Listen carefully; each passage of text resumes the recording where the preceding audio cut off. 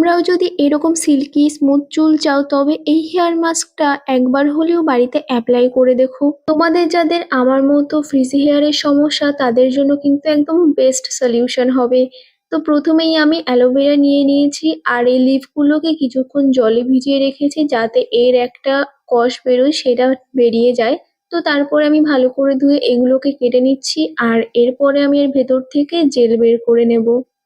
আমি কিন্তু অ্যালোভেরা থেকে এইভাবেই জেল বের করি, চামচ দিয়ে প্রথমে জেলটাকে একটা বাটিতে নিয়ে নিই আর তারপরে সেটা মিক্সারে ব্লেন্ড করে নিই। তোমরাও কিন্তু এইভাবে ট্রাই করতে পারো।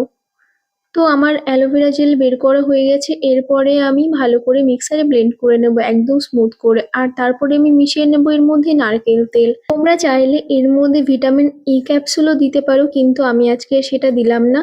তারপরে আমি এরকম পুরো স্ক্যাল্প থেকে শুরু করে পুরো চুলে আমি ভালো করে দিয়ে দেব। এরকম পার্টিশন করে দিলে পুরো চুলে ভালো করে লেগে যায়। তোমরাও এইভাবে দিয়ে নেবে। তোমাদের মুখে যদি কারোর পিম্পলের সমস্যা থাকে তোমরা চাইলে কিন্তু এরকম কাঁচা অ্যালোভেরা মুখে লাগিয়ে নিতে পারো। 3-4 দিন ইউজ করলে বুঝতে পারবে ডিফারেন্সটা। তো আমার মাথায় লাগানো প্রায় শেষ, আমি কিন্তু চুলের লেন্থে পুরো লাগিয়ে নিচ্ছি আর তারপরে আমি এরকম একটা বান করে নেব। বান করে নিয়ে আমি একটা ক্লাচার দিয়ে চুলটাকে আটকে দেব আর এটাকে আমি রেখে দেব 40 মিনিটের জন্য।